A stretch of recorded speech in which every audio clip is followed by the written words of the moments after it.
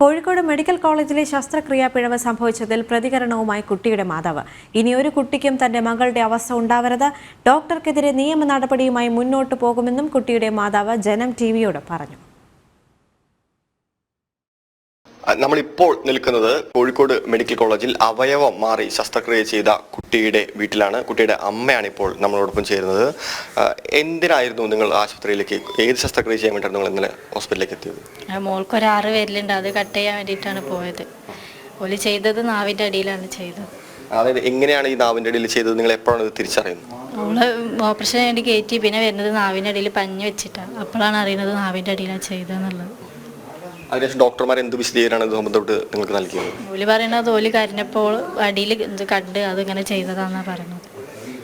ഓൾക്ക് അങ്ങനത്തെ ഒരു കുഴപ്പമുണ്ടായിട്ടില്ല. അപ്പം അങ്ങനെ ചെയ്യുമ്പോൾ നമ്മളോട് ഓല് പറയണ്ടേ? അത് പറഞ്ഞിട്ടില്ല. അങ്ങനത്തെ കുഴപ്പമില്ലാത്ത കുട്ടിയല്ലേ, പിന്നെ ചെയ്യേണ്ട ആവശ്യമില്ലല്ലോ. ഇത് ബന്ധപ്പെട്ട് ഡോക്ടർ പിന്നീട് നിങ്ങളോട് എന്ത് വിശദീകരണം നൽകിയത്? ഓൾക്ക് അബദ്ധം പറ്റിയായിരുന്നു, എഴുതി ഒപ്പൊക്കെ ഇട്ട് തന്നതാണ്. എന്തായാലും ഈ സംഭവത്തിൽ ഇപ്പോൾ പോലീസ് കേസ് എടുത്തിട്ടുണ്ട് ഡോക്ടർക്കെതിരെ, ഇന്ന് ചോദ്യം ചെയ്യുന്നതാണ് പറയുന്നത്. ഇതിൽ നിങ്ങൾ തൃപ്തരാണോ? ഇനിയൊരു കുട്ടിയും ഇങ്ങനെ ഉണ്ടാവരുതല്ലോ, അതിന് വേണ്ടി ഞാൻ മുന്നോട്ട് കൊണ്ടുപോകും. ഈ കുട്ടിയുടെ ആരോഗ്യ രീതിയിൽ ഇപ്പം എന്തെങ്കിലും മാറ്റങ്ങളുണ്ടോ? അതായത് ആരോഗ്യം പൂർണ്ണ ആരോഗ്യവതിയാണോ? അപ്പോൾ കുഴപ്പമൊന്നുമില്ല, സംസാരിക്കുമ്പോൾ ചെറുതായിട്ട് വേദന ഉണ്ടല്ലോ, അത് കുഴപ്പമൊന്നുമില്ല. ഇനി എന്നാണ് ഹോസ്പിറ്റലിലേക്ക് ചെല്ലാൻ വേണ്ടി ഡോക്ടർമാർ പറഞ്ഞിട്ടുള്ളത്? 2 ആഴ്ച കഴിഞ്ഞിട്ട് വരാനൊക്കെ.